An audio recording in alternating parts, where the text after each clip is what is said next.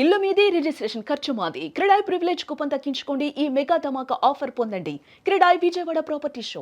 అమరావతి నిర్మాణానికి సంబంధించి రైతుల నుంచి, ముఖ్యంగా భూమి త్యాగం చేసినటువంటి రైతుల నుంచి ఎదురవుతున్న సమస్యల్లో ఒక్కొక్క దానికి పరిష్కారం ఇచ్చే ప్రయత్నం ఏపీ సర్కార్ చేస్తుంది. ఇప్పుడు తాజాగా ఒక జీవో రిలీజ్ చేసింది.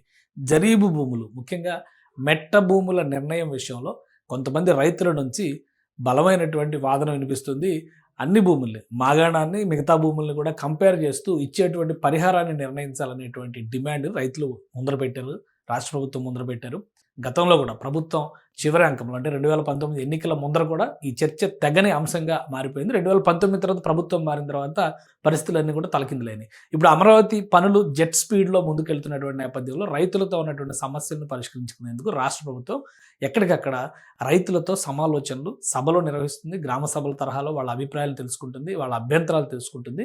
ఈ క్రమంలోనే ఓ రైతు, రామారావు అనే రైతు గుండెపోటుతో మరణించడం, మళ్ళీ ఒక వివాదం రాజుకోవడం, అయినప్పటికీ కూడా మరణించిన రైతు కుటుంబానికి బాసటగా ఉండమంటూ మంత్రి నారాయణ, లోకల్ ఎమ్మెల్యే శ్రావణ్ కుమార్ వీళ్ళందరూ వెళ్ళారు. ముఖ్యమంత్రి చంద్రబాబు నాయుడుతో నేరుగా ఫోన్లో కూడా మాట్లాడించారు. అదే సమయంలో యాదృచ్ఛికం కావచ్చు లేదా ఇప్పుడు జరుగుతున్నటువంటి పరిణామ క్రమంలో భాగంగా రిలీజ్ అయి ఉండొచ్చు, ఒక జీవో రిలీజ్ అయింది. ఆ జీవో జరీబు భూములు అంటే మెట్ట భూములకి సంబంధించి, మెరక భూములు, మెట్ట భూములు అంటారు కదా, డ్రై ల్యాండ్స్, పొడి నేలలు అంటారు కదా, వాటికి సంబంధించి ఒక క్లారిటీ ఇచ్చేటువంటి క్రమంలో ఒక కమిటీని, స్టేట్ లెవెల్ కమిటీని రాష్ట్ర ప్రభుత్వం నియమిస్తూ నిర్ణయం తీసుకుంది. ఏపీసీఆర్డీఐ దీనికి సంబంధించినటువంటి ప్రతిపాదన, దీనిలో ఏం చెప్పారు అనేది ఒకసారి జీవోలో ఏం చెప్పారో ఒకసారి మనం చూద్దాం. ఇది capital region development authority constitution of state level committee to re-examine and finalise the jareebu or dry land classification in the capital city. ఇక్కడ ఏంటంటే బాగా పంట పండేటువంటి మాగాణ భూములుగా పేర్కొన్న వాటికి ఒక సైజు పరిహారం విషయంలో, అలానే వాళ్ళకి ఇచ్చేటువంటి ల్యాండ్ పరిమాణం విషయంలో కూడా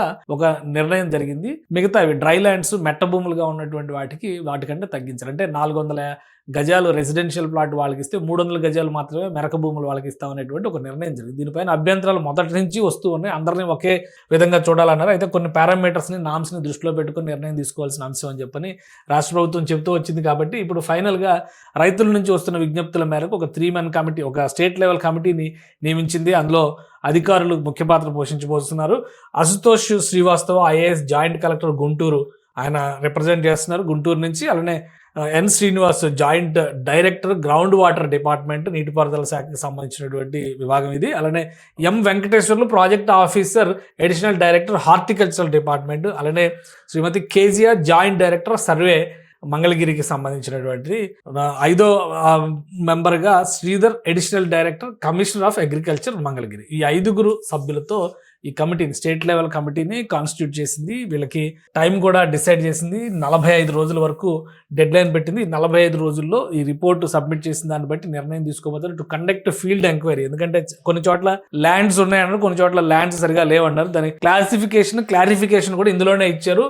field enquiry on classification of jareebu or dry lands and extent of 202.20 ఎకరాలు, అంటే 202 ఎకరాల 20 సెంట్ల భూమి ఉంది. దానికి సంబంధించినటువంటి అంశమే. మొత్తం 30,000 ఎకరాల్లో చాలా చిన్న అంశం. అయితే వాళ్ళకు కూడా అన్యాయం జరగకూడదనేటువంటి ఆలోచనతో రాష్ట్ర ప్రభుత్వం ఒక కమిటీని నియమించింది.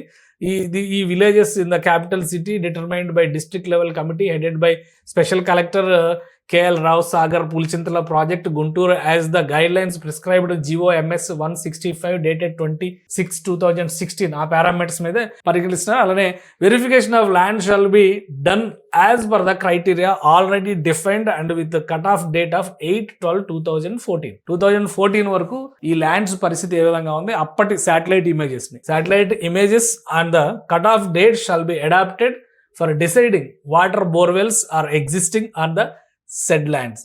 ఏవైతే ఇప్పుడు ఆ 202 ఎకరాల భూములు చెప్పారో అక్కడ గతంలో బోర్వెల్స్ వేసినటువంటి ఆనవాళ్లు ఉన్నాయా లేవా అనేది శాటిలైట్ దృశ్యాలు, ఫీల్డ్ లెవెల్లో పరిశీలన ఇవి జరపడం ద్వారా 2014లో ఉన్నటువంటి స్టేటస్ని పరిగణలోకి తీసుకుని వీళ్ళు ఒక రిపోర్ట్ ఇస్తారు. ఆ రిపోర్ట్ ఆధారంగా any other work interested by the district collector Guntur, వీటితో పాటు ఇంకా ఏమైనా పరిష్కరించాల్సినటువంటి అంశాలు ఉంటే అవి గుంటూరు కలెక్టర్ చేసేటువంటి సూచన మేరకు చేయాలని నిర్ణయించారు. Committee shall submit A report to the district collector Guntur with in 45 days from the date of communication of this order. అంటే ఈ ఆర్డర్ ఇచ్చిన తర్వాత 45 రోజుల్లో ఇది ముగించాల్సినటువంటి ప్రక్రియ. 202 ఎకరాలకు సంబంధించి ఈ జరుగు భూముల పితలాటకం ఉంది, దాన్ని క్లోజ్ చేసేటువంటి ప్రయత్నం రాష్ట్ర ప్రభుత్వం చేసింది. దానికే హై లెవెల్ కమిటీని వేసింది. 2014 వరకు ఇక్కడ వ్యవసాయం ఏ విధంగా జరిగింది, ఇది మెట్ట ప్రాంతమా లేదంటే మంచి మాగాణంగా ఉందా అనే అంశాన్ని డిసైడ్ చేస్తారు. దాని ప్రకారం నిర్ణయం తీసుకుంటారు. 45 రోజుల్లో ఈ నివేదికను ఇచ్చే విధంగా ఆదేశాలు జారీ చేసింది.